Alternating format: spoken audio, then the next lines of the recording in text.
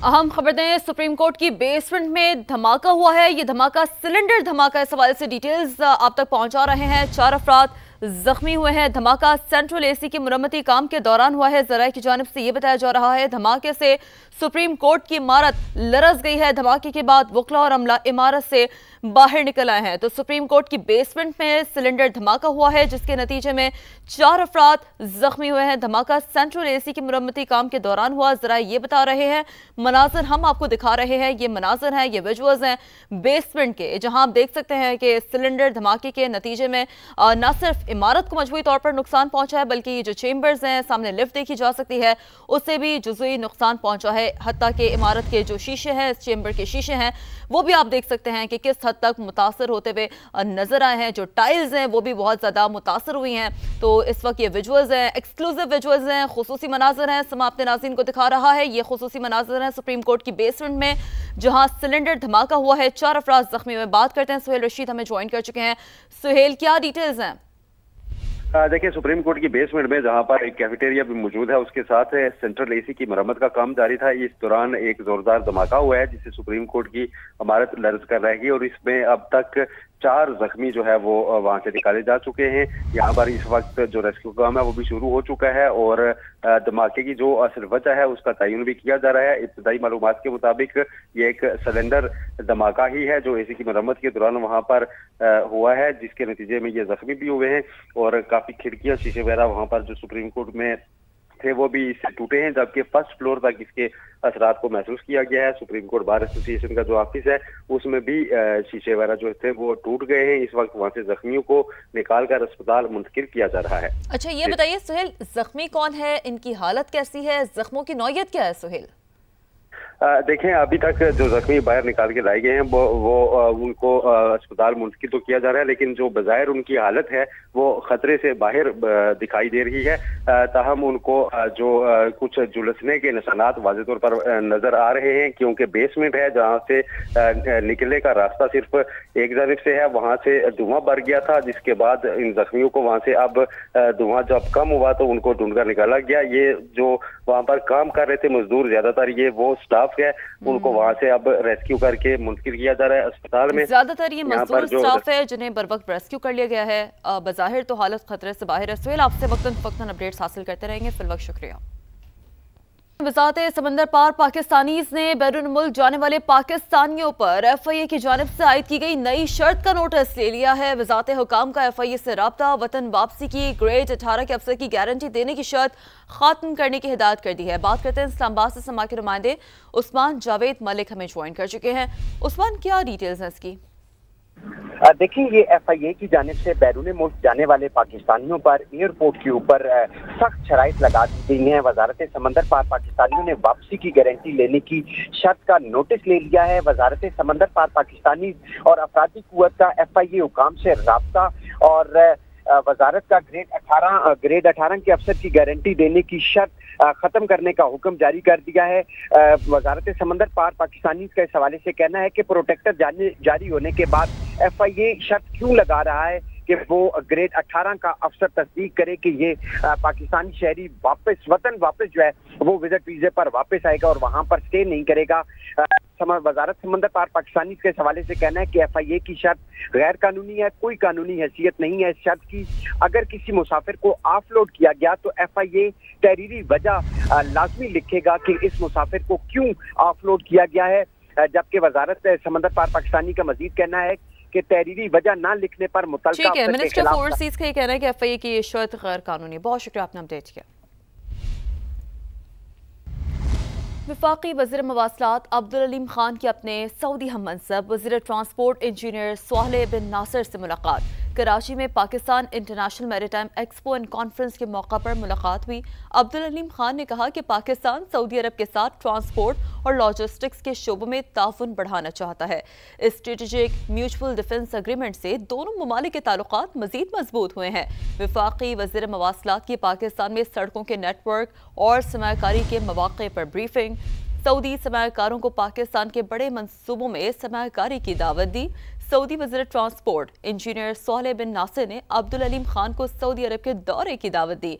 वफाकी वज़ीर अब्दुल अलीम खान ने कहा कि M6 M10 اور M13 منصوبے سرمایہ کاری کے لیے پرکشش مواقع فراہم کرتے ہیں۔ مانسہرہ، ناران، جھالکنڈ، شاہراہ کا منصوبہ سیاحتی اعتبار سے منافع بخش منصوبہ ہے۔ پاکستان اور سعودی عرب کے تعلقات برادرانہ اور دیرینہ ہیں۔ پاکستان مستقبل میں مزید تعاون کا خواہاں ہے۔ سعودی وزیر ٹرانسپورٹ نے بین الاقوامی میریٹائم آرگنائزیشن کے انتخابات میں پاکستان سے حمایت کی توقع ظاہر کی ہے۔ وفاقی وزیر مواصلات عبدالعلیم خان کی جانب سے سعودی عرب کو انتخابات میں حمایت کی یقین دہانی کرائی گئی ہے۔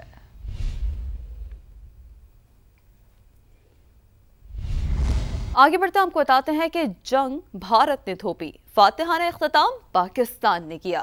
مارکہ حق کے بعد پاکستان کی خارجہ پالیسی نئے مرحلے میں داخل ہوئی اور بھارت دنیا میں بے نقاب ہو گیا۔ وزیر دفاع خواجہ آصف، وزیر اطلاعات عطا اللہ تارڑ، خرم دستگیر اور دیگر کا اسلام آباد میں سیمینار سے خطاب۔ کہا پاکستان اسلاموفوبیا کے خلاف ایک مؤثر آواز بن کر ابھرا ہے۔ بین الاقوامی تعلقات کے محاذ پر پاکستان کی شاندار کامیابیوں کا تسلسل، اسلام آباد کے انسٹیٹیوٹ آف ریجنل اسٹڈیز میں خصوصی سیمینار۔ وزیر دفاع خواجہ آصف نے کہا پاکستان کی خارجہ پالیسی مارکہ حق کے بعد نئے مرحلے میں داخل ہو چکی، بین الاقوامی تعلقات کو اب معاشی مواقع میں بدلنا ہے۔ Through active engagement, the Prime Minister has advanced Pakistan's role as a gateway for trade and energy transit between Central and South Asia. Pakistan diplomatic voice on issues such as Islamophobia, Palestinian rights, and humanitarian relief in Gaza and Afghanistan. At the heart of Pakistan, renewed diplomatic activism. وزیر اطلاعات عطا اللہ تارڑ نے کہا پاکستان نے اب معاشی میدان میں نئی بلندیوں کو چھونا ہے۔ The world acknowledges that Pakistan has one of the best foreign services globally. India had this false notion of rising India, but Pakistan has always proved to be a balancing factor in this region. سابق وفاقی وزیر خرم دستگیر نے کہا مارکہ حق کے بعد پاکستان تبدیل ہو چکا، امریکی پالیسی بھی تبدیل ہوئی، پاکستان نے فائدہ اٹھایا اور ہمارے پاس مزید بہترین کام کرنے کی صلاحیت بھی موجود ہے۔ وفاقی وزیر داخلہ محسن نقوی کا پارلیمنٹ لاجز کے زیر تعمیر نئے بلاک کا دورہ، 13 برس زیر التوا منصوبے کی جلد تکمیل یقینی بنانے کا حکم دے دیا۔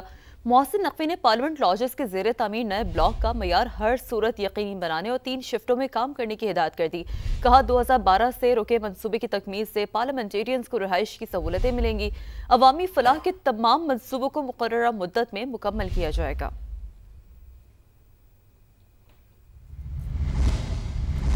وفاقی وزیر احسن اقبال نے خوشخبری سنا دی، گرین لائن منصوبے پر جلد کام شروع ہو جائے گا۔ وفاق اور سندھ حکومت کے درمیان معاملات طے ہو گئے ہیں۔ کہتے ہیں PIDCL حکام میئر سے ملاقات کر کے ان کے تحفظات دور کریں گے۔ کراچی سے خورشید عالم کی رپورٹ۔ کراچی والوں کے لیے اچھی خبر، 1.5 ماہ کے تعطل کے بعد گرین لائن منصوبے پر جلد کام شروع ہو جائے گا۔ وفاقی وزیر ترقی و منصوبہ بندی احسن اقبال نے خوشخبری سنا دی۔ اس سال ہم نے وفاقی بجٹ میں 3 ارب روپیہ اس کے لیے مختص کیا ہوا ہے، اور ہماری یہ کوشش اور خواہش ہے کہ اس کو ہم جلد از جلد مکمل کریں۔ گرین لائن کا 1.8 کلومیٹر کا ٹریک 1 سال میں مکمل ہوگا، لیکن شہری اب بھی مطمئن نہیں۔ ٹیکس دینے کے بعد میں آپ سے مانگ کیا رہا ہوں، پانی مانگ رہا ہوں، بجلی مانگ رہا ہوں، گیس مانگ رہا ہوں، یہ روڈز مانگ رہا ہوں، ٹرانسپورٹ مانگ رہا ہوں، اس میں سے ہم کو کوئی بھی چیز نہیں مل رہی۔ یہ لوٹا ماری ہے، کچھ بھی نہیں ہوگا یہاں پہ، کراچی کو نوچ کے کھا گئے۔ شہریوں کے مطابق ترقیاتی منصوبوں کی تکمیل میں رکاوٹ سے روزانہ ٹریفک مسائل کا سامنا رہتا ہے۔